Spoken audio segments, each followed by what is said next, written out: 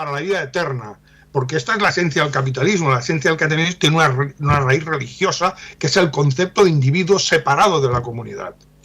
Y ese es el origen, digamos, del mal en Occidente y lo que nos está llevando al desastre. Yo lo veo, mi manera de verlo, rápidamente, sin desviarnos del tema, yo es que lo veo dos cosas diferentes. Para mí la religión, el cristianismo, en mi caso, es algo espiritual, que puede ir vinculado con la comunidad o no tiene por qué. O sea, a lo mejor en la comunidad en la que yo vivo o me desenvuelvo o con quien convivo, pues hay que hacer cosas que no tienen nada que ver con la religión, o mi religión lo aprueba o no, me da igual. Yo ahora te hago una pregunta. Si tú, como cristiano, tú eres cristiano, ¿no? Sí, yo ahora te pregunto, si tú tuvieras que traicionar a España para conseguir tu vida eterna, ¿traicionarías a España? Esa es la pregunta. Es que no me imagino ni la situación de por qué me tendría que poner en esa tesitura. El Dios Yahvé, con que todos somos hermanos, te dice que España pues es una nación que se ha revelado a los designios divinos, y los designios divinos son que Israel es el pueblo elegido, y entonces tú, claro, te ves aquí y dices, bueno, que me someto al pueblo elegido, como cristiano es lo que manda la Biblia, que te has de someter al pueblo elegido. Oye, cogemos toda la Biblia. Y está en el catecismo. Yo he leído fragmentos del catecismo. Entonces es imposible ser patriota y ser cristiano si evidentemente desconoces todo esto. Pues tú en la mente puedes pensar que lo puedes ser y pueden coexistir en la mente humana. Si tú piensas 2 y 2 son 6, eso en la mente está tanto como 2 y 2 son 4, pero hay una incompatibilidad lógica. Eso en mi caso la respuesta es rápida, no, porque igual que divido que yo sea cristiano de mi espiritualidad y la comunidad es otra cosa diferente, que puede ser compatible o no, igual que conozco y he convivido con gente de otras religiones y la convivencia en este caso donde estamos ahora mismo es lo primordial, y luego tú reza a quien quieras o lo que sea. Igual que divido esa espiritualidad de la institución como tal, la Iglesia. Yo me he criado en un colegio de monjas, hasta los 15 años, he sido hasta monaguillo, fíjate, y he visto, pues por suerte, he visto cosas muy buenas, he visto que se han hecho obras sociales muy buenas, y también he visto el negocio que hay detrás. Por eso, ya desde siempre he dicho, vale, vosotros me dais este mensaje que está bien, lo acepto, pero como institución, esto es un puto negocio. Y dentro de ese negocio hay gente maravillosa, hay gente muy espiritual y hostia, anda, claro que he visto yo buenas acciones, pero también he visto otras cosas. Por eso separo. Si alguien algún día me pone en esa tesitura, no automáticamente, porque eso sería traicionar a mi comunidad. Y eso está por delante de mi espiritualidad en este momento en mi convivencia. ¿Sabes lo que te quiero decir?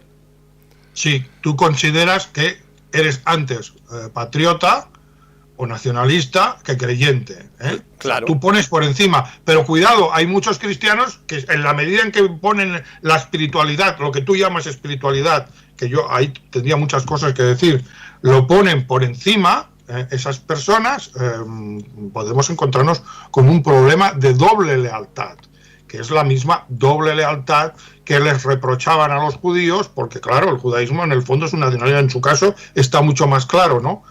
Pero sobre esto hay muchos problemas en la historia de Occidente. Por ejemplo, cuando Inglaterra se separa del papado y crea una digamos como un obispado nacional donde ellos eligen a sus... ¿Por qué? Porque la Iglesia, en su concepto que es transnacional, de alguna manera implicaba el dominio de una institución que era también un Estado, el Estado Vaticano, los estados pontificios, sobre otra nación diferente, por ejemplo Inglaterra, y eso creó, y en Alemania el tema de la reforma protestante venía de ahí. Es que el papado es una institución internacional que te coloca gentes nombrados por ellos en tu país, en lugares clave, y entonces ahí se ve ya que es un mundialismo, es un universalismo, y crea conflictos que van más allá de lo espiritual. Sobre todo si queremos una sociedad más espiritualizada, no tan materialista. ¿Qué oferta espiritual daremos los nacionalistas? ¿Que nos limitaremos a decir que España es la bandera? No, es que antes del cristianismo esa dimensión espiritual no era una cosa de la vida privada.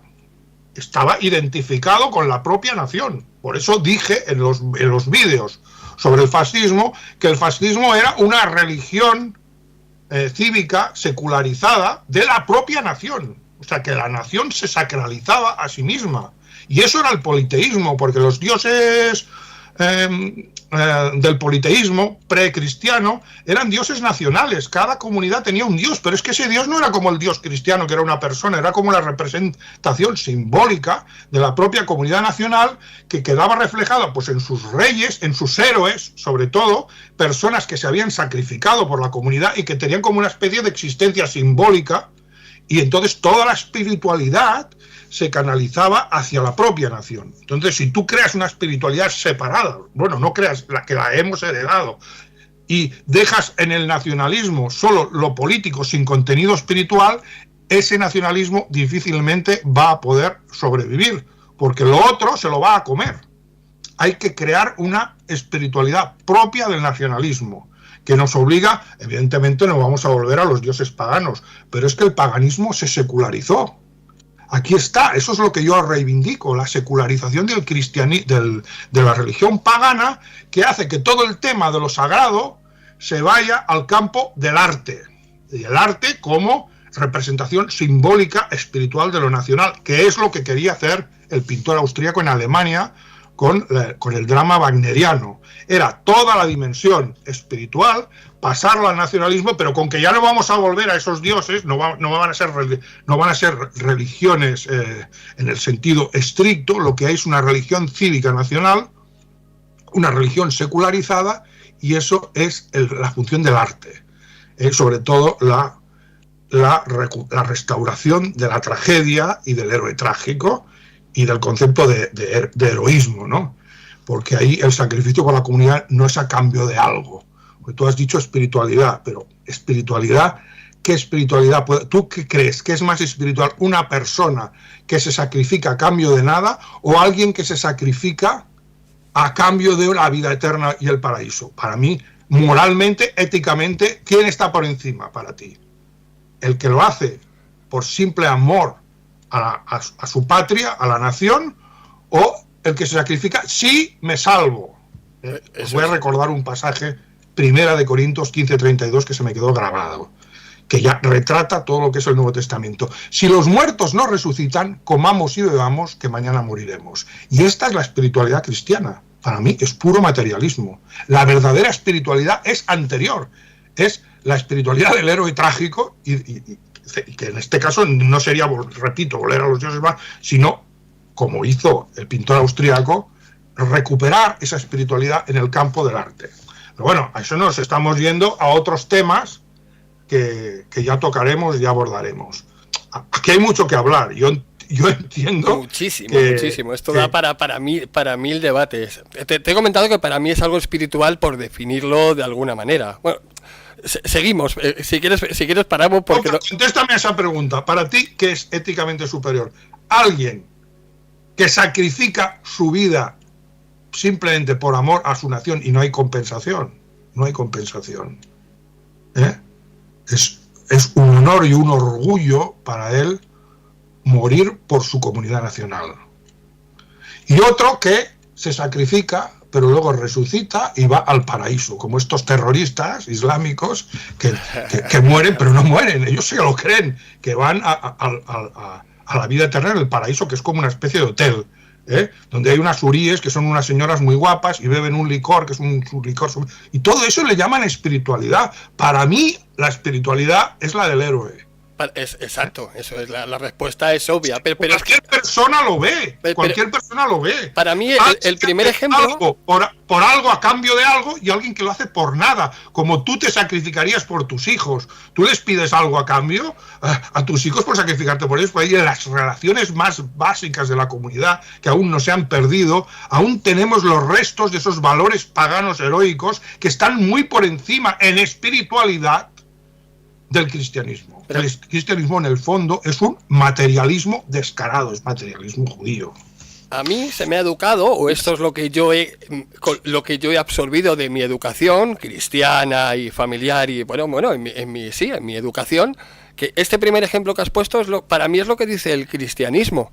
¿Me entiendes? A mí en la o nadie me ha dicho que en la Biblia ponga que yo me tengo que si me sacrifico y hago lo que hacen estos otros. Pues no, te equivocas. La Biblia constantemente está hablando del premio.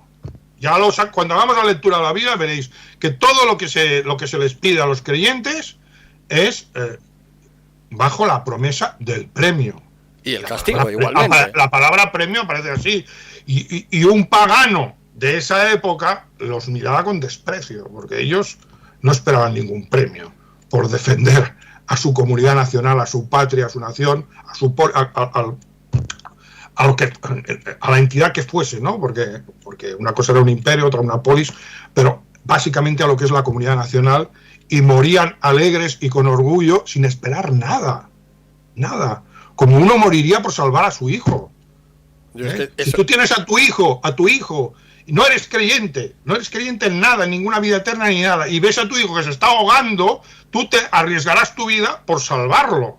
Entonces, si lo haces, harás por una recompensa. Si lo haces, es que esos son los actos éticos, eso es la espiritualidad. Si haces estos actos de amor sin esperar nada a cambio, porque luego cuando vas a ir al cielo, es el mismo egoísmo que el otro, que lo hacen más rápidamente. ¿Sabes lo que te quiero decir? Ese es mi reproche al cristianismo, porque yo no lo sabéis, pero yo estuve a punto de ser cura, pero hablé con ellos, les hice unas cuantas preguntas y vi que yo no podía hacer eso, porque para mí era humillante que a mí me tuvieran que premiar. Y yo le dije un día al cura con el que hablaba, que era un cura jesuita, digo, oiga, yo no puedo servir a Dios sin esperar ninguna recompensa. Me dijo, no, porque eso es un pecado de orgullo. A partir de ahí decidí no ser cura. Pecado de orgullo. ¿De qué? Sí, pecado de orgullo. Entonces lo que surgió en mí era el pagano que había en mí y que no aceptaba esa ética de la compensación y de que hay que hacer algo por algo. No se hace porque hay que hacerlo y punto. Yo mi religión o mi fe o mi espiritualidad, como quiera llamarlo, a medida que me he ido haciendo mayor, a esos puntos de ya cuando me muera voy al cielo, y eso ya por ahí no paso, lo siento mucho, lo veo como un chantaje. Me quedo con, bueno, pues no sé si será por religión o por mi educación, o por coherencia, básicamente. Otra incoherencia que he dicho, Dios, pues cómo mola ser cristiano, aquí puedes reventar a todo el mundo, el domingo vas a misa, te confiesas, o a última hora la extrema unción y ya vas al cielo. Digo, pues entonces, carpe diem, mientras tanto, ¿no? Digo, esto para mí no me cuadra. Pero sí me quedo con esas, bueno, enseñanzas o como quiera llamarlo, que es sentido común, básicamente. Pero bueno, esto da para... Y que hay una parte positiva del cristianismo que cualquiera aceptaría, pero es que ya está anticipada por Sócrates o por Buda. El budismo es una religión atea, es una religión sin Dios. Cuidado, es también una religión aria. Y Sócrates, muchas cosas que vinculamos a Jesucristo, en realidad venían de la tradición filosófica griega, que de alguna manera se incorporó, porque claro, cuando Jesucristo vino al mundo, Sócrates era 500 años anterior, y Sócrates, su doctrina está en las obras de Platón. Se le puede reconocer, Platón añade muchas cosas que en fin, luego prepararon el cristianismo.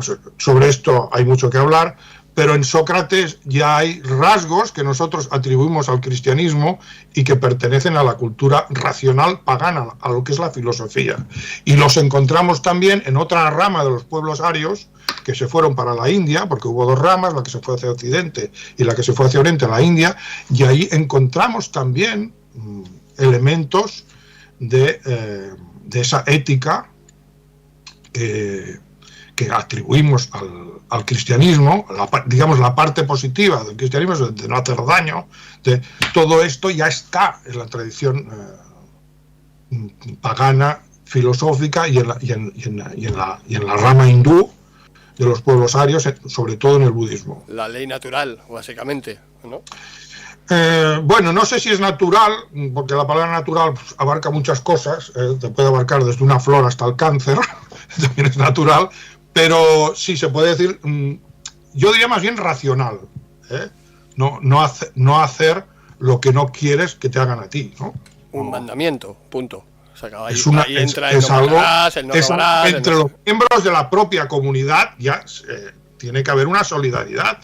Entonces, esto es cristianismo, no. Esto el cristianismo se lo apropió, quizá. la parte positiva que podemos salvar del cristianismo, que son los valores solidarios, pero dándoles un formato nacional y sin ningún tipo de referencia, ni hostil, ni a favor ni en contra, simplemente que lo quiera creer, que lo crea, porque habrá cristianos y tendremos que respetarlos, y muchos serán auténticos patriotas, quiero creerlo, pero no meter eso en el partido puramente nacionalista y social, ir a la defensa del pueblo trabajador, que es el meollo, las familias, la gente que va a trabajar. Eso es la nación. Eso es la nación. Lo que está claro es que en España, por cultura, tradición, es una cultura cristiana, nuestras fiestas, todos los santos, las navidades, sí. Y eso no se va a quitar porque eso forma parte de nuestra patria, por decirlo así. Por eso no veo incompatible el patriotismo con el cristianismo, con cualquier otra religión, siempre y cuando no la quieras anteponer a ese patriotismo. Porque... Efectivamente, esto es lo que te diría, estás reproduciendo, porque es de sentido común, básicamente, la postura de Ramiro Ledesma. Ramiro Ledesma era consciente que la historia de España estaba ligada al catolicismo, y eso no tiene arreglo, entre comillas. No lo vamos a solucionar. Quizá en Alemania el pintor austríaco tenía claro que quería descristianizar la juventud alemana en 2 generaciones, educarlos en una educación puramente nacional, pero sin atacar al cristianismo, que el cristianismo, cuando es atacado, pues les gusta, ¿no?, ser perseguidos porque se hacen las víctimas, y entonces no, es ignorarlo. Y el plan del pintor austríaco era eso, en 2 generaciones educar, sin nombrar ni atacarlo ni nada, sin nombrarlo, simplemente educar en valores nacionales, y que la ciencia y la racionalidad harían el resto sobre las creencias teológicas. Y en 2 generaciones tener alemanes puramente patriotas. Y nosotros debemos hacer lo mismo, buscar españoles puramente patriotas. Mientras sean cristianos se les respetan, pero tampoco vamos a darle cancha a esta religión mundialista. Simplemente está ahí, como puede haber budistas, como se respeta a los que ya lo son, pero tampoco se promueve. Para mí el Este es mi punto de vista. Pero el 90%... Y es el de Ramiro Ledesma, creo. Yo, por lo que veo, el 90% de los patriotas aquí, ya sean de derecha o de izquierdas, o que no sean de ninguno ni de otro, pero bueno, si eres patriota eres más de derecha, que el 90%... es que es lo que te digo, son católicos o cristianos, pero es lo que te comentaba antes, pero no significa que haya que ser ni anteponer nada, que es lo que se está haciendo con que a mí el máximo dirigente de Alianza Nacional me trató de loco por decir que la nación estaba por encima de Dios y encima del Dios de la Biblia, que era un Dios judío. Ya me bloqueó, ya se terminó el debate. Él tenía muy claro que Dios estaba por encima de la nación española. Y esto lo dice alguien que no solo se declara patriota, sino que se declara fascista. O sea, que no tiene ni idea de lo que es el fascismo, porque el fascismo venía precisamente a resolver esto y no se confunde con la derecha que hace una reivindicación constante de la religión cristiana, sobre todo católica aquí en España, y si no eres católico no eres español, ¿no? Tienes que hacer un formato de español que al final se quedan solos, ¿no? Porque hay que ser no basta ser católico, hay que ser un integrista católico, has de hablar castellano, si hablas catalán ya no eres español, como si el catalán no fuera una lengua española, has de ser de derechas, has de ser monárquico y casi has de ser del Real Madrid. Y van creando una especie de formato estándar del buen español, los otros somos malos españoles, y con eso no promueves un nacionalismo. Esto es nefasto. Hay que crear un nacionalismo que básicamente sea socialista, o sea, que llegue al pueblo, que el pueblo identifique el patriotismo, como hizo el peronismo, con la protección de lo que es la fibra, la materia de una nación que son los trabajadores, las familias, y por lo tanto tiene que tener un contenido socialista, como dice Perón, socialista pero nacional. Y entonces, y lo mismo con los españoles que hablan vasco, los españoles que hablan catalán, los españoles que son de Sevilla, no tiene que ser... o sea, que en este momento nacionalista tienen que caber los españoles, es que una especie de prototipo de español, que ya sabemos cuál es, que además es incompatible, además, porque todos los rasgos que ha añadido, incluido el del Real Madrid, pues al final tienes también que ser franquista para ser un español y no puedes ser demócrata.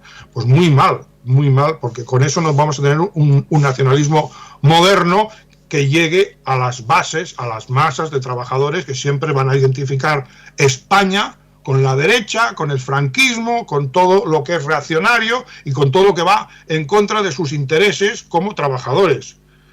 Esto es lo que intentó solucionar Ramiro Ledesma cuando fundó las Juntas de Ofensiva Nacional Sindicalista. Juan, es que quería fundar el nacionalismo desde el nacional sindicalismo. O sea, desde la base material del trabajador. Y implicaba todo esto. Y vino a Barcelona, precisamente porque la zona donde estaba el proletariado, y quería sacar gente de la CNT.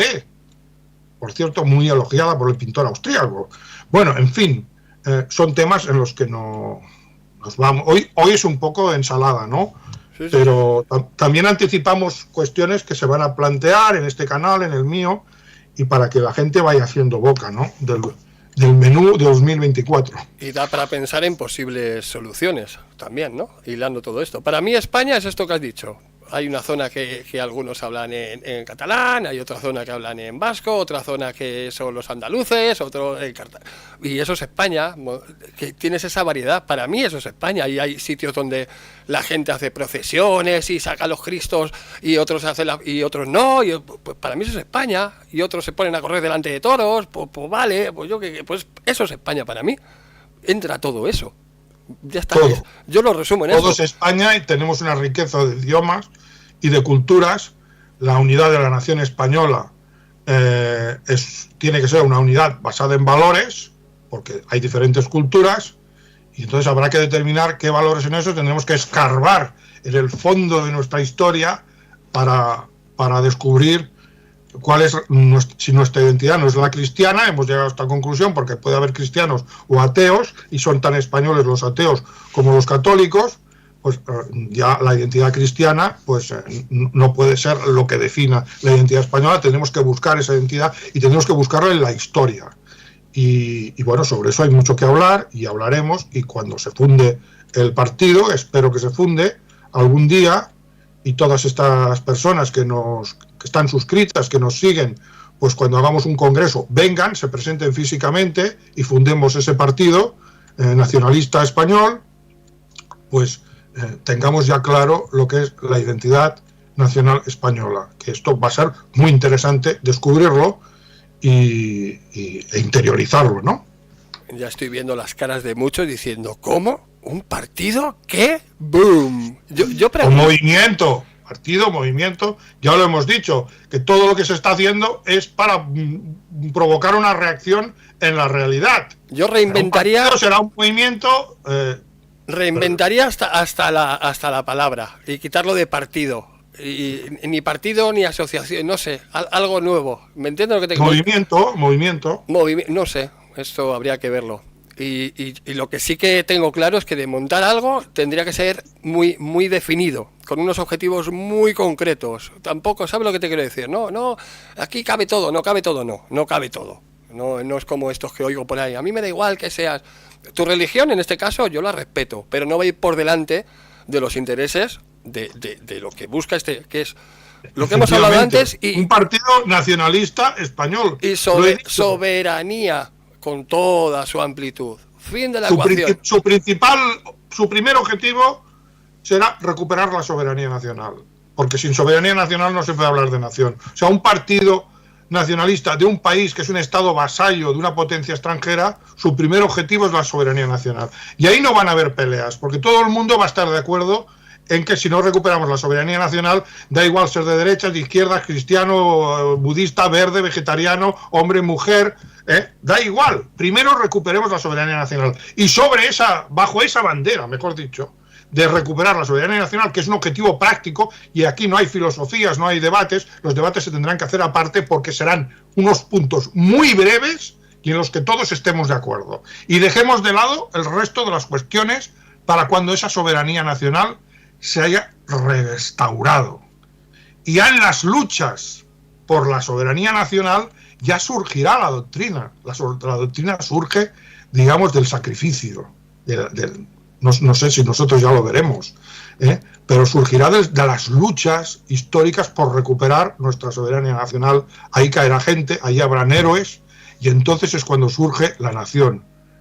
Surge al lado del abismo de la muerte, del sacrificio y del heroísmo. Y eso ya dará la propia doctrina. ¿Y qué surgirá? Pues lo que no se puede decir, pero ya sabéis de qué hablo. Porque surge de la propia praxis de defensa de algo concreto. No vamos a entrar en filosofía. No, eso no quiere decir que no haya un debate filosófico, como he dicho, para la identidad, pero eso no estará en el programa del partido. Eso estará, pues, pues no sé, en vídeos, en escritos que saldrán en alguna revista, y eso a quien le interese, pues lo podrá leer y se identificará o no, pero el partido, el movimiento, la plataforma, como se quiera llamar, tiene que ser algo muy sencillo, muy claro, y en lo que todos estemos de acuerdo sin discusión. Y a mí lo que se me ocurre es esto: restaurar la soberanía nacional como primer paso para restaurar la soberanía popular, o sea, nacional y social. Se dice rápido, pero madre mía, es lo que implica todo eso. Es que para llegar a esto hay que seguir un largo camino. Yo he necesitado 30 años. Pero vosotros tenéis la suerte de que yo he hecho ese camino y no lo tenéis que hacer vosotros. Si lo veis claro, si lo veis claro. Si no, pues igual os toca hacer... Bueno, pues para eso están también los vídeos, para explicar que esto no cae del cielo y para que la gente pregunte, informar y saber por qué hemos de hacer esto si somos patriotas. El que no quiera ser patriota, pues no tiene esa preocupación, pero lo primero que hemos de hacer los patriotas es restaurar la soberanía nacional española, que la hemos perdido. La perdimos en el 53, cuando Franco fue antes creyente que patriota y decidió salvarse uniéndose al humanismo cristiano occidental frente al comunismo y vendiendo el país a los americanos, para salvaguardar también su régimen y su posición de poder, claro. Y ese fue el inicio de la pérdida de la soberanía nacional, que la transición a la democracia se limitó a consolidar con el PSOE. Esa es la parte que he vivido yo, y lo que he visto hasta el momento es que esa Constitución nos ha llevado donde estamos ahora. O sea que lo que dicen, no, es que van contra la Constitución, no, en contra no, pero creo que es hora de darle, si permite lo que está pasando hasta el momento, habrá que darle... No, la Constitución tal como está redactada no pone que somos un Estado vasallo, dice que el pueblo es el depositario de la soberanía, pero no se cumple. Y además sí que hay partes de la Constitución, toda la parte dedicada a las autonomías, que eso se tendría que abolir. En eso creo que estaremos de acuerdo en que las autonomías han sido un desastre y que eso hay que abolirlo porque es el camino hacia la balcanización de España y a la fragmentación del Estado, que en eso están algunos. Y eso lo hemos de impedir. Abolir esa parte de la Constitución y acabar con estos parlamentos de pacotilla, porque una clase política ya en sí es vasalla y no puede hacer política, lo único que puede hacer es enriquecerse. Encima de darle 17 parlamentos es una vergüenza, es la vergüenza nacional, esta casta política. A alguien le oí yo decir, no sé si lo he oído por ahí o me lo dijeron, dice, España se partió cuando se empezó a hacer una bandera por comunidad, que la Comunidad de Madrid la tuvo que hacer deprisa y corriendo, ahí se jodió todo, cuando ya cada comunidad tuvo su banderita. Son tantos melones por abrir que lo que sí que tengo claro es que dentro de estos mundillos que yo la gente me sigue vinculando a esos mundillos por los directos que hemos hecho, que es el mundo de la conspiración. No, esto ya no son conspiraciones. Esto ya no sé cómo definirlo, pero política, como quieran, pero no se trata de conspiración. Pero dentro de estos mundos de la conspiración somos 4 gatos, lo hablaba ayer con Patrick. Entonces, para que la gente entienda esto, es lo que te decía, definir cosas muy claras, sin ovnis, sin sionismo, sin tierras planas y sin mierdas, es decir, no. No, eso desde luego fuera, porque eso es intoxicación, Gladio, para idiotizar a la gente, es el expediente Royuela, en pocas palabras. España, una de mis prioridades, y eso tendría que ir en ese movimiento, es el tema de los servicios sociales y los tutelados. De eso ya te comentaré, porque ese es mi tema, y eso habría que cambiar solamente una ley muy concreta para empezar. Y si eso va en el movimiento, voy de cabeza. Por favor, que vaya, ya te lo comentaré. Bueno, Pero bueno, ¿por dónde íbamos? Yo no sé si... Estamos con el Umpierrez, podemos continuar. Seguimos con él, sí. Según los judíos, llegará el Mesías que va a salvar a la humanidad. Recordemos que para los judíos Jesús no fue el Mesías y lo siguen esperando. Ellos siguen esperando el Mesías. Entonces, estos judíos creen, que son todos los ortodoxos, no solamente los sionistas fanáticos de Israel, todos los judíos ortodoxos siguen esperando la llegada del Mesías. ¿Y qué va a hacer el Mesías? Va a salvar al pueblo de Israel. Escúchese bien, al pueblo de Israel. Y le va a dar el lugar que se merece en la historia, que es el de gobernar a los seres humanos. Para los evangelistas cristianos que sí aceptan la llegada de Jesús, ellos adoptan también el Nuevo Testamento. Los evangelistas cristianos toman estas mismas palabras del Evangelio de San Juan, es el Apocalipsis, el último libro de la Biblia, que dice que volverá Cristo para encadenar al anticristo, para encadenar al diablo, y que allí empezarán 1000 años de felicidad y de paz. Yo les pido a ustedes, parezco un telepastor de estos que hablan en los Estados Unidos por la televisión, de cuestiones religiosas, y hablan de temas que diría casi que psicodélicos, que a muchos de ustedes les parecerán psicodélicos, porque estamos acostumbrados a pensar y a razonar los fenómenos políticos y sociales estrictamente desde una óptica económica. Nos han convencido erróneamente, yo también fui uno de los convencidos, de que todos los fenómenos humanos están determinados por factores económicos. ¿Cuánto gano? ¿Cuánto pierdo? Los ricos quieren más dinero y quieren gobernar y pum. Es cierto, pero no es totalmente cierto, parcialmente cierto.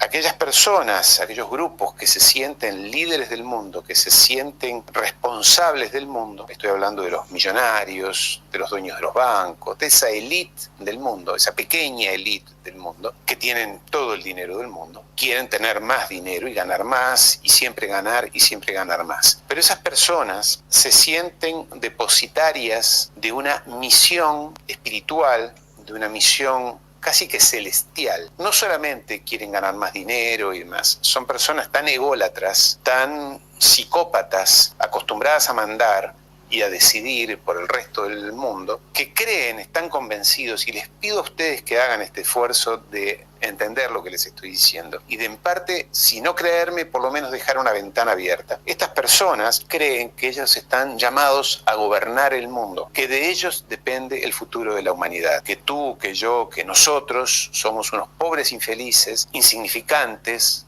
piezas en este ajedrez, que no contamos, y que solo ellos, con su poder, con su dinero, con su información, son los llamados a conducir los destinos de la humanidad. Son personas que se sienten, insisto, llamadas por una misión.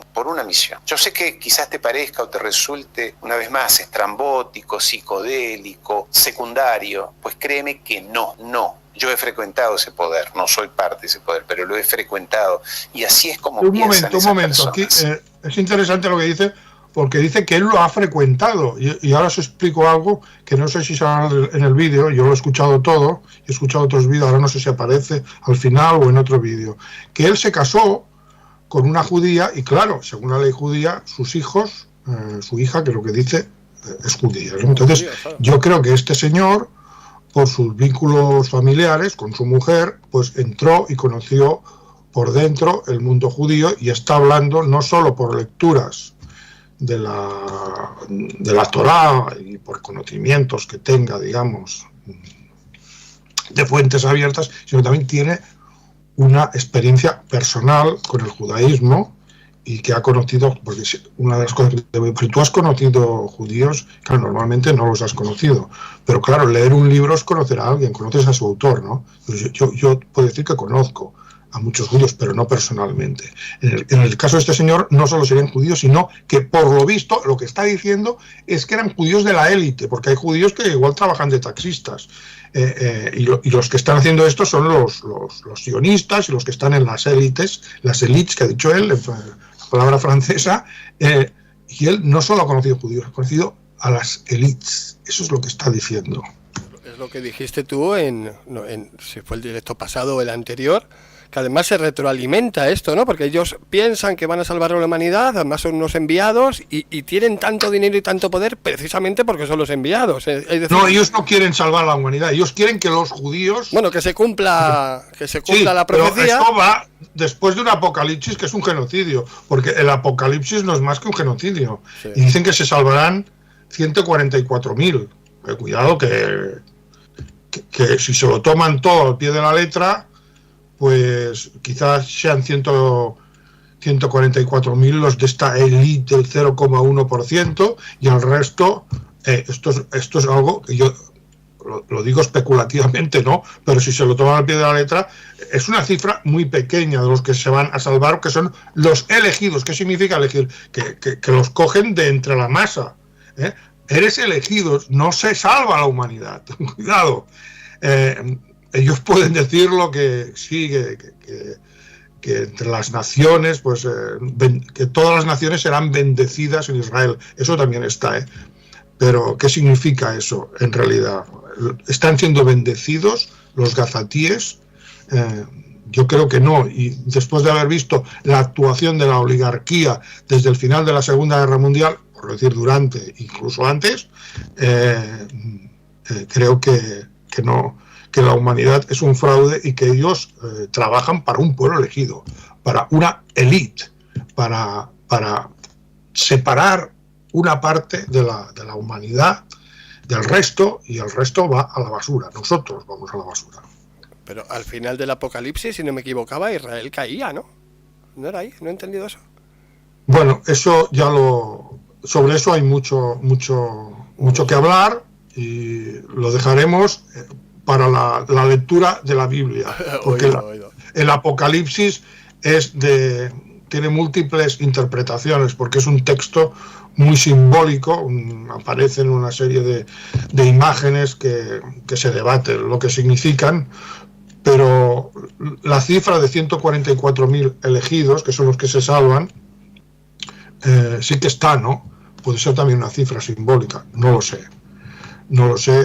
Esto está sujeto a interpretación. Yo no soy teólogo. Lo que sí puedo hacer es ver qué implicaciones tiene el concepto mismo de pueblo elegido y de que el apocalipsis es una catástrofe. Es como el diluvio universal. El diluvio universal es un genocidio que perpetra Yahvé, que aniquila todo. Solo deja el arca de Noé y los animales, todo el resto mueren ahogados. Es un genocidio de la humanidad.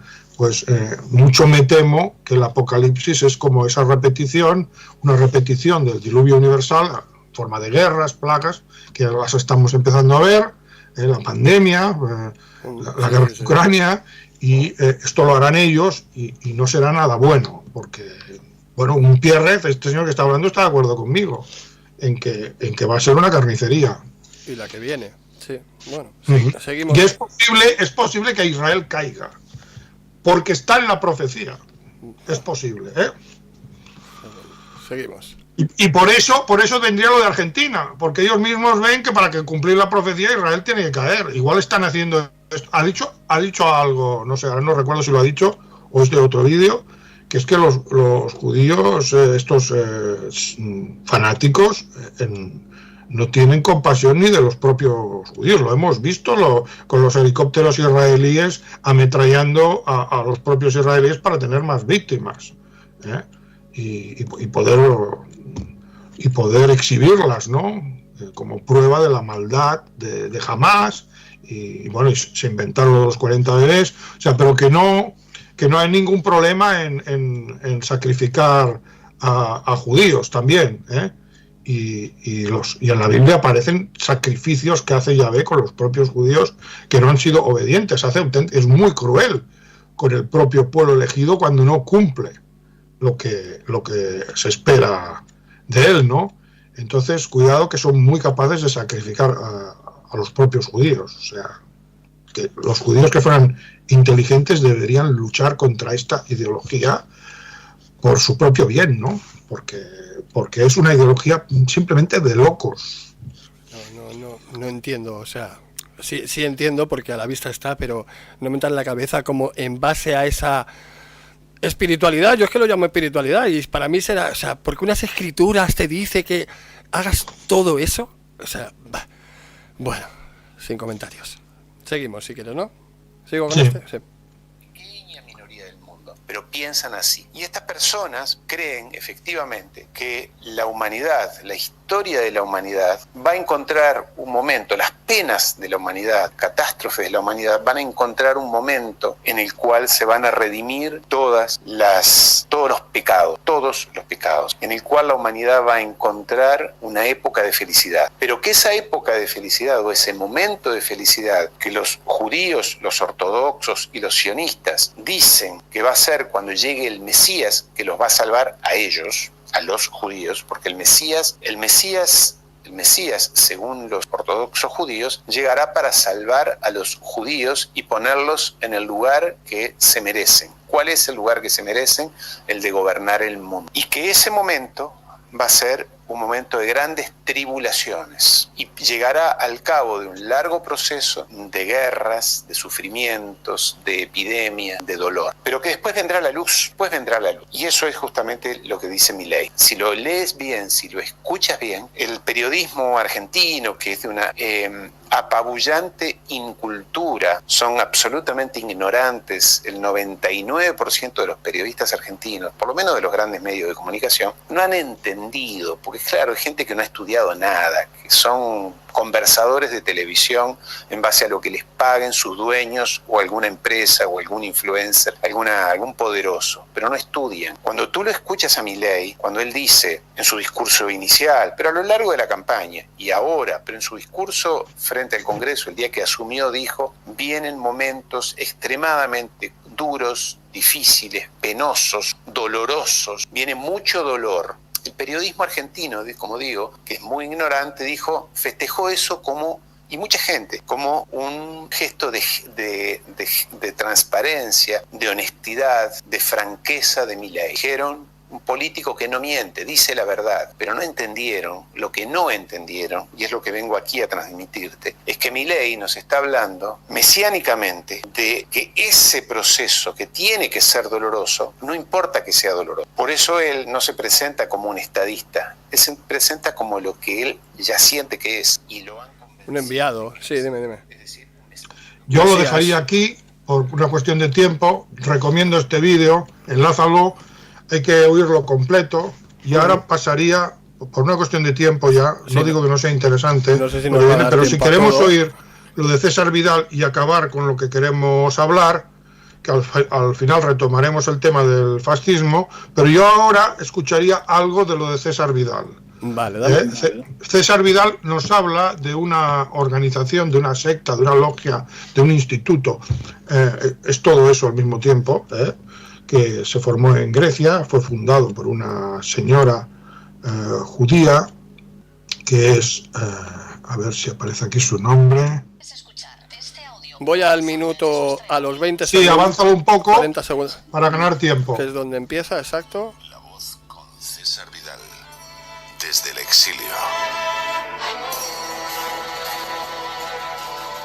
Muy buenos días, muy buenas tardes, muy buenas noches y muy bienvenidos a esta nueva singladura de La Voz. Soy César Vidal, hoy es el lunes 23 de octubre de 2023 y me dirijo a los hispanoparlantes de ambos hemisferios, a los situados a uno y otro lado del Atlántico y del Pacífico, y como siempre lo hago desde el exilio. Corría el año 1933 cuando, de la manera más inesperada, un antiguo héroe de guerra condecorado 2 veces con la Cruz de Hierro se convirtió en canciller de Alemania. Su nombre era Adolf Hitler y el programa de su formación política, el Partido Nacional Socialista Obrero Alemán, estaba impregnado de tonos pesada y peligrosamente antisemitas. La reacción de las comunidades judías de todo el mundo varió según los países. Los judíos alemanes, por ejemplo, consideraron que Hitler no podía durar en el poder en una sociedad como la germánica y esperaron a que desapareciera del gobierno pronto. Incluso llegaron a realizar una declaración pública de adhesión al gobierno de Hitler, expresando su confianza en que las relaciones entre el nuevo canciller y los judíos serían buenas. En Estados Unidos, por el contrario, los lobbies judíos procedieron a iniciar una campaña en la que, bajo el lema "Judea declara la guerra a Alemania", impulsaron un boicot económico contra el país regido por Hitler. Sin embargo, la posición más peculiar en medio de esta situación fue la de los sionistas. Su dirigente principal, David Ben Gurión, que llegaría a ser el primer jefe de gobierno del Estado de Israel, afirmó: "Si yo supiera que era posible salvar a todos los niños de Alemania transportándolos a Inglaterra y solo a la mitad trasladándolos a la tierra de Israel, escogería lo último, porque ante nosotros se extiende no solo el número..." Se está refiriendo a los niños judíos, ¿eh? Cuidado, que esto enlaza con lo que ha dicho. Si yo pudiera salvar a todos los niños judíos de Alemania transportándolos a Inglaterra, o solo salvar a la mitad transportándolos a Israel, cogería la segunda opción. Esto enlaza con lo que ha dicho Unpierre, de que no tienen compasión ni con los propios judíos, estos fanáticos. Esto hay que subrayarlo. Porque los judíos, de alguna manera, también han sido víctimas del judaísmo. Y sobre esto también podemos hablar algún día. Esos niños, sino la estimación histórica del pueblo de Israel. De forma bien significativa, para los sionistas la meta primera no era la de salvar a los judíos, niños incluidos, que pudieran verse amenazados por el nazismo, incluso mortalmente. Por el contrario, lo verdaderamente relevante era crear el Estado de Israel y conservarlo. Ante esa tarea, perder a la mitad de los niños judíos era un precio que podía asumirse, porque para el pueblo judío era mucho más importante, según Ben Gurión, el establecimiento y conservación del Estado de Israel que la vida de la mitad de los niños judíos bajo el gobierno nazi. Así, apenas unos meses después de la llegada de Hitler al poder, de manera nada sorprendente, la organización sionista alemana llegó a un acuerdo con los nazis. Pero esa es otra historia. En las últimas horas hemos tenido noticias del proyecto Incubator Paideia. Sin ánimo de ser exhaustivos, los hechos son los siguientes. Primero, la directora y fundadora de Paideia, el Instituto Europeo para Estudios Judíos en Suecia, es Barbara Lerner Specter. Paideia fue fundado en el año 2001. Segundo, Barbara Lerner Spectre nació en Madison, Wisconsin, y se doctoró en filosofía en la Universidad Bar-Ilan en Israel. Se casó con el rabino Philip Specter y la pareja se estableció en Ascalón, Israel, donde Bárbara trabajó en la Facultad de Estudios Judíos en la Universidad Ajba de Educación. Tercero, en 1982 la pareja se trasladó a Jerusalén, donde Bárbara trabajó en la Facultad de Filosofía del Instituto Shalom Harman de Jerusalén, también en el Centro Melton de la Universidad Hebrea y en el College Yelin de Educación, donde fue citada como profesora destacada en 1995, 96 y 97. Cuarto, en 1984, Barbara Lerner Specter se convirtió en la presidenta y fundadora del Sectary Institute en Jerusalén. Durante los años 80 y 90, en diversas ocasiones, fue profesora visitante para las Sinagogas Unidas de las regiones del Medio Oeste, dando además numerosas conferencias en Estados Unidos. Quinto, en 1999, Barbara Lerner Specter emigró a Suecia y se estableció en Estocolmo, convirtiéndose su esposo en rabino de la sinagoga de Estocolmo. Sexto, en el año 2000, Barbara Lerner Specter solicitó del gobierno sueco dinero para formar Paideia, el Instituto Europeo de Estudios Judíos que ella misma dirigiría. Séptimo, en la primera década de existencia, Paideia entrenó a gente procedente de 35 países para asumir posiciones de liderazgo. Octavo, en 2007, Barbara Lerner Specter recibió el premio Max Fischer por la educación judía en la diáspora y en el 2016 la medalla Abraham Geiger. En 2018, Barbara Lerner Specter recibió la medalla real por su sobresaliente contribución a la cultura judía en Suecia y otros lugares. Noveno, Desde la Fundación Paideia, Bárbara Lerner Specter ha desarrollado una actividad incansable en favor de la inmigración masiva en Europa, incluida la islámica. 10. Al respecto, Bárbara Lerner Specter ha afirmado: pienso que hay un resurgimiento del antisemitismo porque en este punto del tiempo Europa todavía no ha aprendido a ser multicultural. Y pienso que vamos a ser parte de la agonía de esa transformación que tiene que tener lugar. Europa no va a ser las sociedades monolíticas que fueron una vez en el último siglo. Los judíos van a estar en el centro de eso. Hay una inmensa transformación de Europa por hacer. Están yendo ahora hacia un modelo multicultural y habrá resentimiento contra los judíos por nuestro papel dirigente. Pero sin ese papel dirigente y sin esa transformación, Europa no sobrevivirá. 11. Las palabras de Bárbara Lerner Specter dejaban de manifiesto toda una visión del futuro de Europa. Las sociedades europeas, caracterizadas por esa cultura, como habían existido durante siglos, tienen que desaparecer, y tienen que desaparecer precisamente a través del fenómeno denominado multiculturalismo. Este fenómeno va a contar con los judíos en el papel de dirección y cabe la posibilidad de que provoque reacciones negativas hacia ellos, pero aún así los judíos tienen que desempeñar ese papel dirigente para transformar a la sociedad europea o el modelo no lograría imponerse. 12. Entre los miembros de lo que se conocería después como el proyecto incubador de Paideia, presidido por Bárbara Lerner Specter, se encuentra también el director Lukas Gorniok, un judío polaco que se ha dedicado a investigar la inmigración de judíos polacos y checos a Suecia a finales de los años 60. 13. También se encuentra Agnieszka Barasko como manager del proyecto, una judía polaca que es miembro de las comunidades judías de Estocolmo y Dansk y ha cursado estudios en Varsovia, en la Universidad Judía Abierta de Varsovia y en la Universidad Autónoma de Madrid. Cuenta con un máster en lengua y literatura españolas. 14. También se encuentra como CFO de Paideia Erik Gribe, que ha sido responsable de varios de sus programas. Estudió en la Escuela de Economía de Estocolmo, en el ESADE de España y en la Universidad de Estocolmo. Antes de unirse a Paideia, trabajó para UNICEF. He enviado 3 artículos.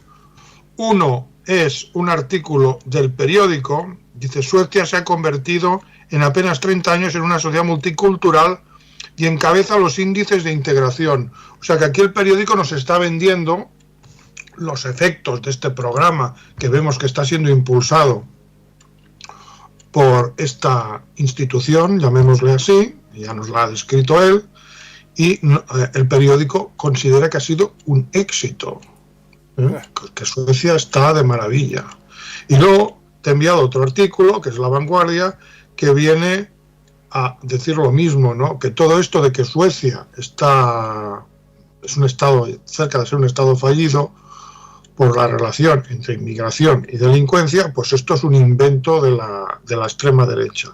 Finalmente, otro diario de gran tirada, que es el 20 Minutos, no es ningún diario que yo sepa de extrema derecha, tiene un artículo que dice: los recortes, la exclusión y un multiculturalismo fallido alientan los disturbios en Suecia. Entonces vemos como la prensa, que es propiedad de ya sabemos quién, pues niega los hechos, está mintiendo, pero algún diario, como el 20 Minutos, que no es cosa baladí, o sea que alguna cosa algunos no controlan, porque si no, no se explica este artículo. Eso se lo han colado, sí. Pero claro, hay unos hechos, ¿no? Y es que en Suecia está creciendo la extrema derecha. Supongo que eso es una prueba de que el multiculturalismo ha funcionado, ¿no? Yo, si quieres enlazar estos 3 artículos para que la gente contraste lo que dice uno, y luego buscad en la red, pero yo creo que el auge de la extrema derecha en Suecia es una respuesta de la sociedad sueca al fracaso del multiculturalismo y del proyecto que promueve esta señora judía, y que tanto el periódico como La Vanguardia están mintiendo descaradamente. Estos son fake news, es propaganda de la, digamos, de la Lerner, ¿no? De la señora esta, que nos quiere convencer de que el cielo es verde, ¿no?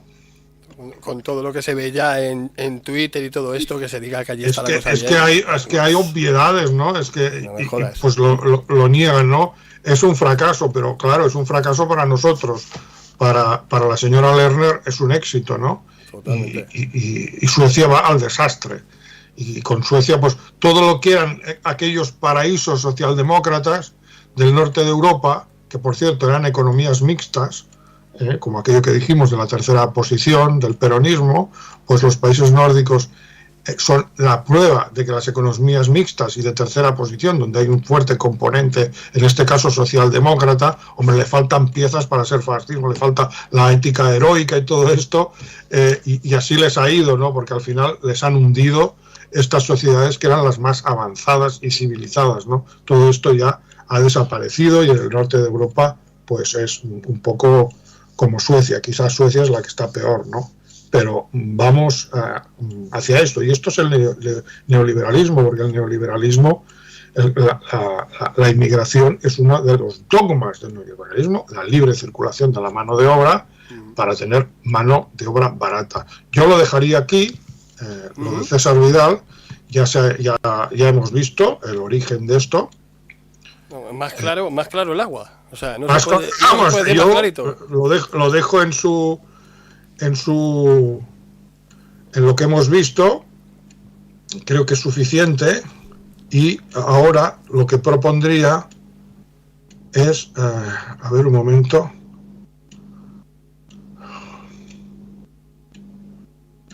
Tenemos aquí te lo paso. Esto no sé si lo podrás. Espérate, no. Esto habría que ponerlo. ¿En los vídeos esos que me mandaste? Sí, en los vídeos, pero quiero poner el de Villarroya, porque con eso ya pasamos al tema del fascismo, para poder seguir el programa. ¿Dónde está el de Villarroya? ¿El cortito o la entrevista? El cortito. Le tengo por aquí, claro, es que qué pena, no sé por qué no lo oyes. Pues lo tenía aquí preparadito. Le tengo por aquí, espera, dame un segundo que lo busco. Si lo puedes poner, es que no sé si lo he incorporado a un tuit, estoy buscando el tuit. Uno de 48 segundos. Sí, es muy breve y Villarroya dice, primero os presento quién es Villarroya. Villarroya es un comunista marxista-leninista que defiende Corea del Norte, ¿no? Yo no me identifico con el comunismo, ya os lo he dicho, pero a veces dice verdades y a veces estas verdades provienen de gente muchas veces de izquierda. Luego sacaremos unas declaraciones de Monereo, que era uno de los ideólogos de Podemos y que al final un poco lo han apartado porque cuestiona las políticas de inmigración y lo han etiquetado de rojipardo. ¿Qué es rojipardo? Es tercera posición también. Es una etiqueta despectiva para referirse a las personas que defienden la tercera posición. Sí, eso lo oí, y también veremos pasada, unas declaraciones, ya entrando en el tema del fascismo, del que ha sido el filósofo de Podemos, que también se ha apartado. Filósofo de Podemos, que es Carlos Fernández Liria, y que él mismo caracteriza basándose en un referente brutal, que es Karl Polanyi, por cierto judío, pero que él caracteriza el fascismo de una manera que es incompatible con lo que dice Pablo Iglesias, y es el filósofo de Podemos que también ha sido apartado. Entonces ahora vamos a estas tres personas, que son unas fuentes dignas de crédito. Os digo que a este que va a hablar, Villarroya, no sé si tiene media docena de carreras. Y si tú escuchas sus vídeos, es difícil no estar de acuerdo con él, no digo en todo, pero sí en la mayor parte de las críticas que hace al sistema. Si lo quieres poner... ¿Pongo el cortito primero? Sí, el de... Pongo el cortito y luego los otros voy a hacer aquí, aunque no se te vea a ti en pantalla, para que se vea el vídeo que me he descargado y lo oigas tú, que ya sé cómo. Pongo el cortito primero en el teléfono y ahora Villarroya, yo creo que la gente sabe quién es, pero si no ahora le veis en pantalla. Un momentito. Ay, que se me apaga aquí. Porque están cobrando por ser dirigentes sindicales muchos de ellos más dinero que si estuvieran trabajando. Por lo tanto, ahí están y les va muy bien. Y por lo tanto, no se van a mover. El gobierno de derecha pues tendrían justicia. Pero aparte, a la gente la convencerán de que muchas de estas medidas que se van a tomar, que conllevarán el empobrecimiento de la población, se toman, cuidado, en beneficio de la población. Porque serán medidas que se tomarán pues para acabar con el cambio climático, por el tema de la ecología, por el tema de profundizar en los derechos sociales del feminismo, del colectivo LGTBI, de contra el racismo, y siempre sacarán, evidentemente, la coletilla final de que estamos parando el fascismo, ¿no?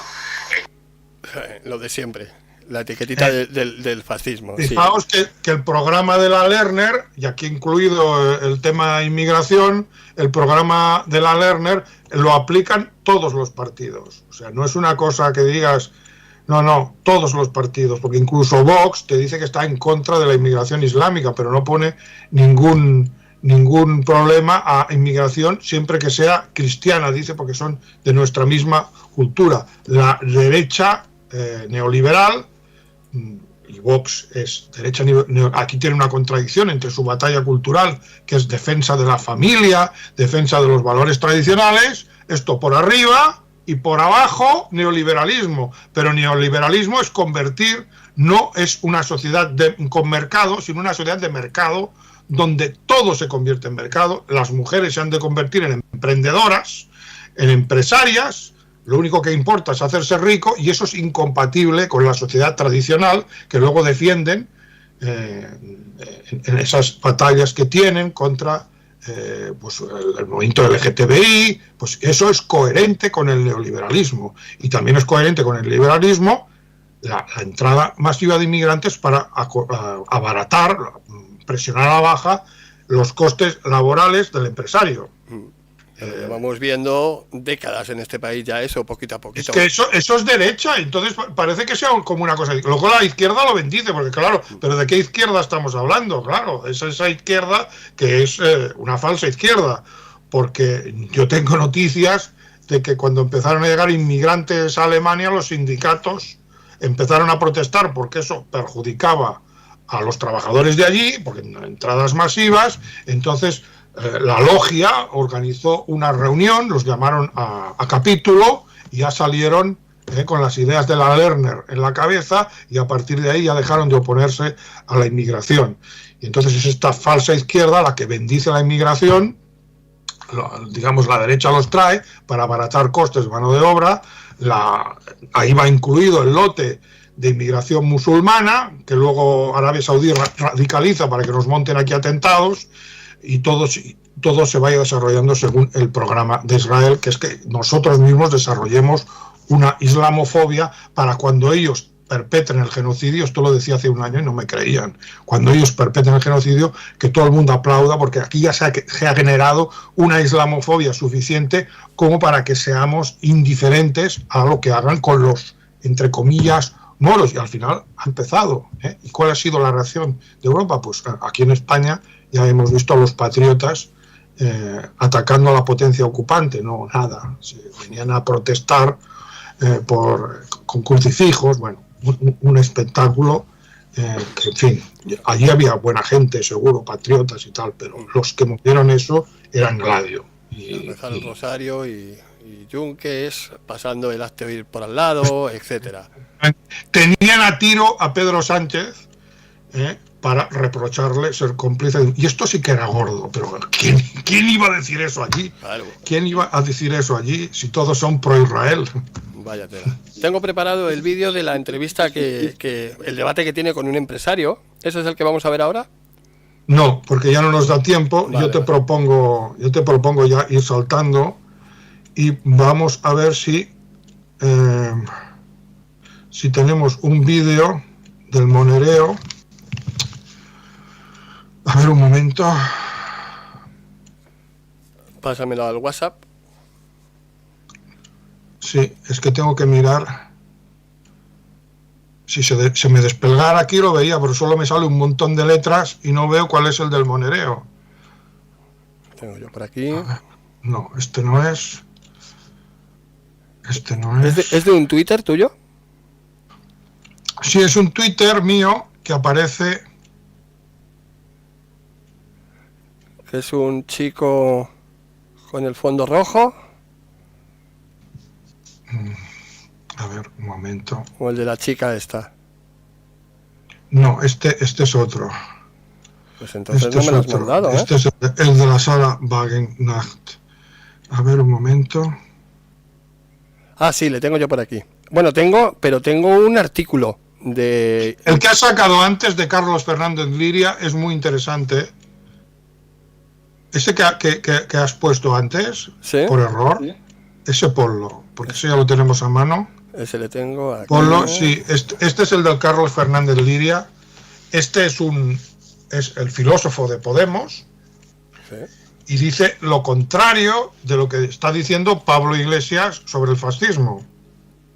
Fijaos. Le tengo aquí, un momentito.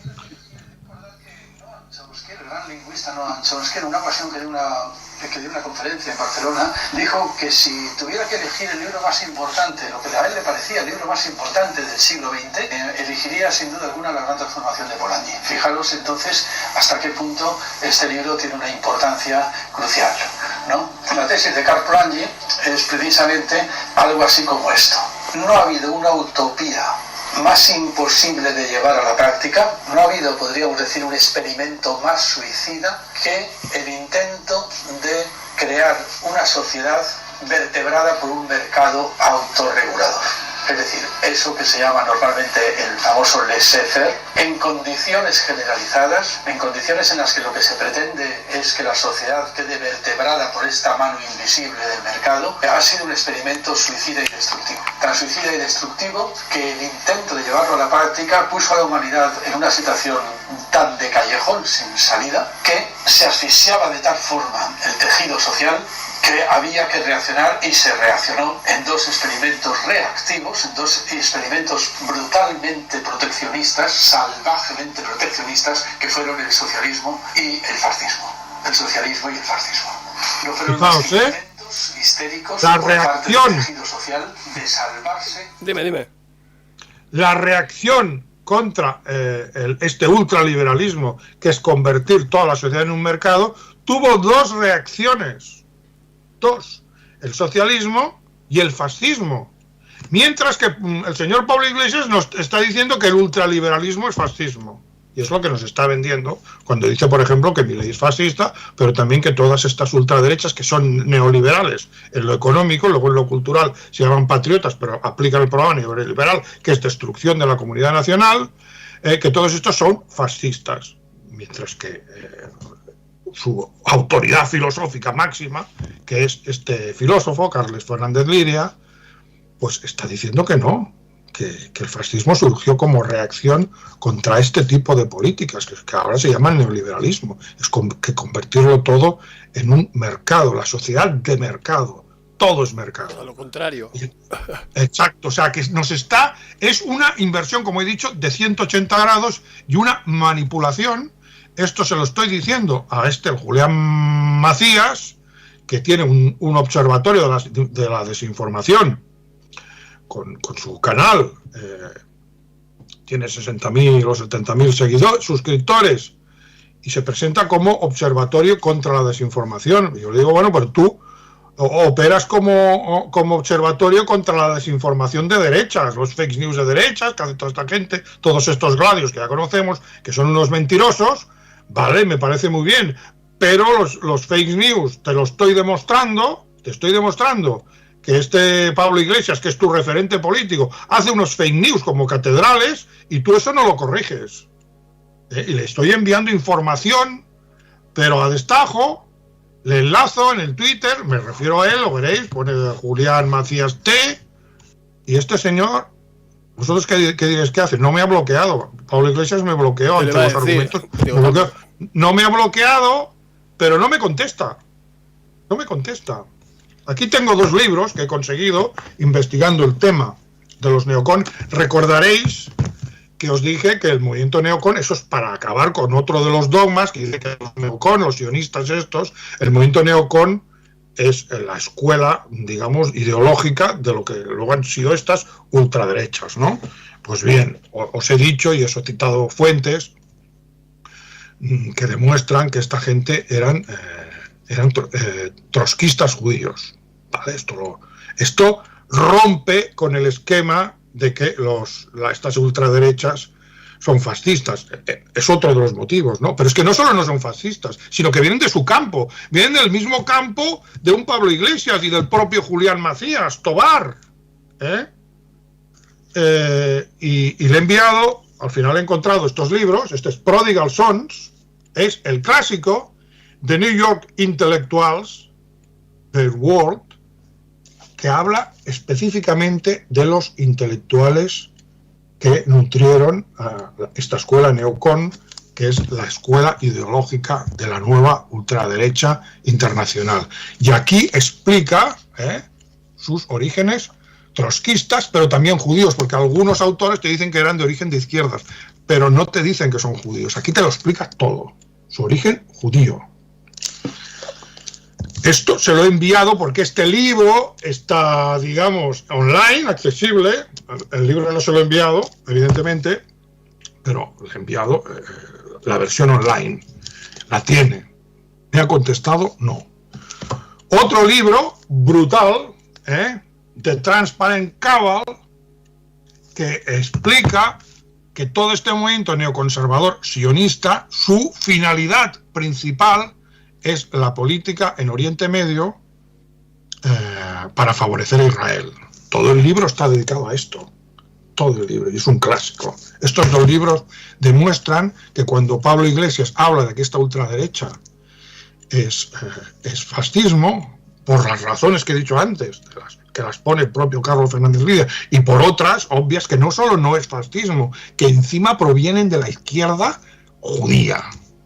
Casi nada.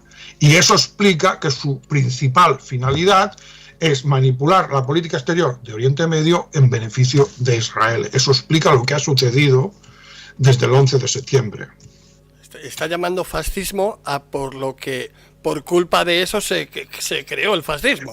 Efectivamente, lo acabas de decir. Madre mía. Madre Fijaos mía. el grado de manipulación. Es una manipulación, pero tremenda. Sumado a la manipulación de la historia y a la memoria a corto plazo que tenemos en este mundo, pues el cóctel perfecto.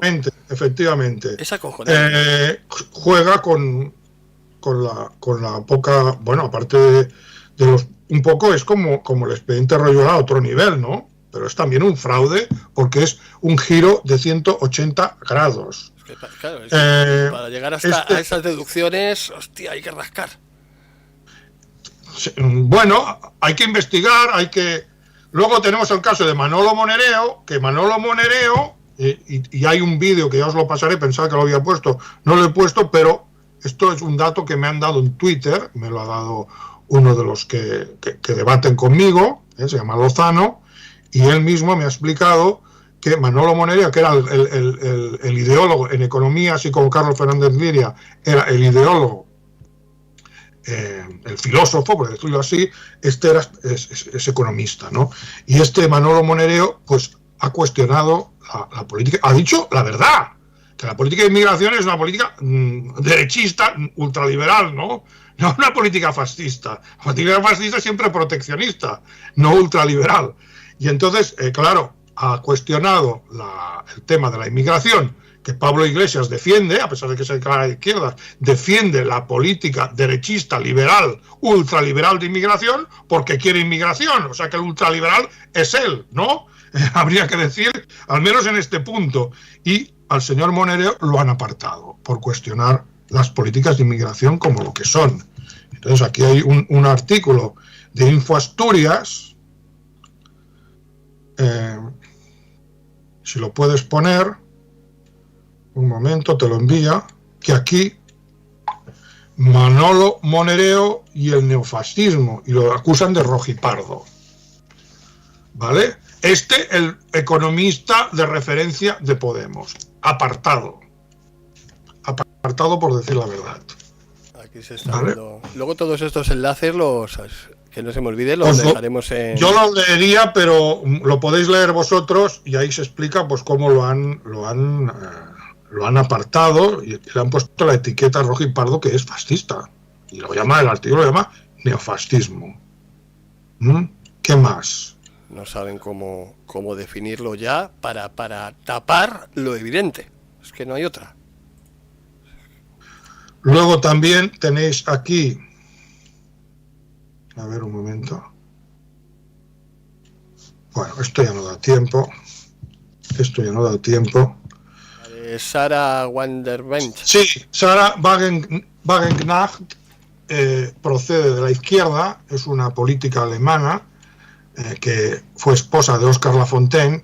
Si buscáis Oscar Lafontaine y ponéis rojipardo en internet, aparece un artículo contra él, porque fue el primero, hace ya muchos años de esto. Luego él se tuvo que retirar de la política por cuestiones de salud, pero fue el primero en la propia izquierda, como a Monereo, por ejemplo, un poco, le han llamado rojipardo, pues él también fue calificado de rojipardo. Y estos están en la izquierda, es Die Linke. Die Linke en Alemania está a la izquierda del Partido Socialdemócrata. Claro, el Partido Socialdemócrata son políticas neoliberales, eso es muy fácil, está a la izquierda. Pues bien, se ha separado de Die Linke, ella quiere fundar un partido, o lo ha fundado ya, un partido, sobre esto hay información y hablaremos de ella, y procedente de matriz izquierdista, no de lo que llamamos nosotros aquí el área patriótica, que ahí sería la alternativa por Alemania, Alternative für Deutschland, no, de la misma izquierda, de la matriz, que esto es lo que nos interesa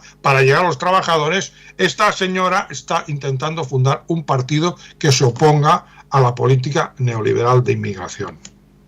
Y ha sido calificada de rojiparda. O sea que iros acostumbrando a esto rojipardo, porque es la forma de llamarte fascista. La forma de llamarte fascista. Si dices la verdad, terminas siempre siendo rojipardo. No hay otra. Entonces, una etiquetita más. Dime. Pero que nos hemos de acostumbrar a esto, o sea, que si no nos llaman fascistas es que algo hemos hecho mal. O sea, es así, es la realidad. Yo, ya un poco para terminar, porque ¿cuánto llevamos? Porque a mí se me ha puesto el reloj otra vez a cero cuando se ha cortado. Son las 2 ahora mismo. ¿Y cuánto llevamos de vídeo? Hora y media, más 2 horas y media. No, perdón, hostia, no, ¿qué cojones? Hemos empezado a las 11:30, pues 2 horas y media, sí. 2 horas y media, yo pienso que ya es suficiente. Yo lo que propongo es terminar con un vídeo de Podemos, de la Belarra. Le tengo aquí, sí, creo. De la Belarra, donde explica lo que está pasando, y en este punto yo apoyo a Podemos, que son el único partido que está hablando de genocidio. Si puedes poner ese vídeo. ¿Es el de Twitter? ¿Uno que más manda por Twitter? Sí, que se refiere a un tío que está allí en el Parlamento Europeo que se llama Butikofler o algo así, y este le pregunta por qué utilizáis la palabra genocidio, ¿no? Como si no supiera lo que está pasando. Este Butikofler, como se llame, es un verde, o sea, que se supone que es un progre, ¿no? Y están totalmente a favor de Israel. O sea, Alemania está completamente, yo no diría que es Alemania, es Ashkenaz, ¿no? Que es la palabra hebrea para referirse a Alemania, igual que Sefarat es España en hebreo, ¿no? Alemania es completamente, rastreramente, miserablemente pro Israel, y este señor pregunta que por qué se está hablando de genocidio. La Belarra le contesta: yo no comparto otras cosas de Podemos, evidentemente, estamos criticando, pero aquí yo envidio que no haya un partido patriota que no esté haciendo lo que hace la Belarra. Ponlo. Esta fue la respuesta de Idoia Villanueva, europarlamentaria de Podemos, a un miembro de los Verdes, donde posiblemente recaiga o en esa familia pues vaya a sumar, ¿no? A Villanueva Ruiz, en la interpretación al inglés que yo seguí, dijo que Gaza está siendo convertida convertida en una zona de exterminación o de exterminio por Israel. ¿Puede explicar esta frase, por favor? Muchísimo gusto de que me haga esta pregunta, señor Bütikofer. Lo que estamos viviendo en los últimos 2 meses son vulneraciones continuas al derecho internacional. Dejar sin suministros a la población, sin luz, sin agua, sin gas, forzar desplazamientos forzosos de la población dentro del territorio de Palestina, bombardear hospitales, escuelas, civiles, más de 18.000 personas asesinadas, la mitad niños y niñas. Esto sí, señor Bütikofer, es un genocidio planificado y sí, señor Bütikofer, es ahora mismo un campo de exterminio, para el cual, como vuelvo a decir, si queremos tener proyecto europeo, lo mínimo que tenemos que tener... Totalmente de acuerdo, pero yo no diría de acuerdo con Podemos, de acuerdo con esta declaración de esta mujer en este momento, porque si luego Podemos o sí, Pablo con este punto, pero que estoy de acuerdo con lo que está diciendo, sí. Con el resto de su programa. Yo no me responsabilizo y evidentemente estoy en contra, porque acabamos de decir que han expulsado a su economista principal, a su ideólogo en materia económica, por decir la verdad de que la inmigración era instrumento del gran capital de la derecha para abaratar el precio de mano de obra. Cuidado, esto es solo una de las funciones. Otra es promover el multiculturalismo, porque hay la función económica y la función cultural, ¿no? Y entonces eso lo rechazamos completamente, creo que ha quedado claro, pero cuando Podemos dice la verdad, está diciendo la verdad, que eso es un genocidio. Y yo repito, lo que envidio es que lo digan ellos y no haya nadie en nuestro campo, en el área patriótica, que lo diga con todas las palabras, genocidio. Ese es el juego, sí. Ese es el juego, para que no digan para que no capten el mensaje los que lo tienen que captar, que lo diga al contrario, y así automáticamente por descarte lo van a rechazar. Como lo dicen estos, lo rechazamos. Cuando efectivamente. ¿Cómo lo tienen? Eso es bueno, te he enviado un último tuit donde podemos poner, y a ver si pueden aparecer las imágenes, de Perón. Nuestro movimiento es un movimiento en el fondo socialista nacional. Nuestro movimiento es un movimiento en el fondo socialista nacional. Socialista nacional, que es lo mismo que decir nacionalsocialista en mi pueblo. Efectivamente. Pero decirlo de manera que no te maten directamente, porque como dijo aquel filósofo argentino, a los nazis se les puede hacer de todo, ¿no? Sí, son, como dijiste, tironucables, ¿no? Sí, exacto, están fuera de la humanidad. Ya sabemos por qué. Sí.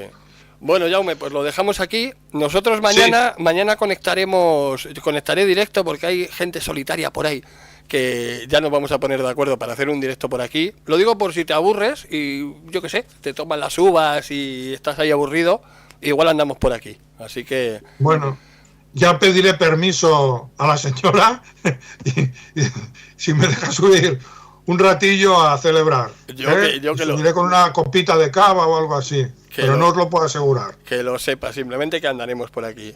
Bueno, Jaume, pues que te iba a decir, que mil gracias, estamos en contacto, no te quito más tiempo, que son las 2:00 y... Sí, yo 2 horas y media creo que ya es suficiente. Suficiente. Bueno, a ver, realmente han sido 2, porque la primera media hora hemos hablado aquí un poquito de otras cosas, pero bueno, me quedo yo un ratito con la gente, abro el panel de control y nos despedimos. Lo dicho, cualquier cosa, ya sabes lo del canal de YouTube del Grande, puedes publicar, etcétera. Sí. Y cualquier cosa que necesites, tienes el canal a disposición. Pues nada, si quieres decir algo más, todo tuyo. Pues nada, felicitaros el nuevo año y espero que os haya interesado esta ensalada que hemos hecho de varios temas que se han tocado a lo largo del año, subrayando lo más importante. Han quedado cosas en el tintero. Queremos hacer algunas propuestas, pero bueno, de alguna manera ya ha salido, ya se ha insinuado hacia dónde vamos. Y esto, felicitaros, si no puedo venir por razones familiares al directo de mañana, pues os felicito el año nuevo y espero pues que el próximo sábado pues seguiremos, ya veremos qué tema tocamos esta vez, igual volvemos a Vox, a acabar con lo que tenemos pendiente u otro tema, ya lo decidiremos porque no está claro. Está todo relacionado, da igual que hables de una cosa o de otra, que al final acabas en los mismos. Lo importante es ir relacionándolo todo y que vosotros tengáis un esquema para interpretar los acontecimientos y que podáis ver detrás de todo lo que pasa, poderlo conectar con el resto, que no queden las cosas aisladas. Y cuando tengáis esto, vosotros mismos podréis hacer vuestras propias interpretaciones de lo que va sucediendo y difundir esta perspectiva que cada vez, con los crímenes que van a cometer nuestros enemigos, va a ser más fácil decirlo y que nos escuchen, porque hasta ahora cuando decías esto te trataban de loco. Ya vamos consiguiendo cositas. Bueno, Jaume, por lo dicho, buenas noches. Sal de la llamada y estamos en contacto. Gracias a todos y a ti especialmente, Marcos. Buen año. Igualmente, Jaume, no te digo nada y te lo digo todo. Como dice aquel, eres muy grande. Muchísimas gracias por todo.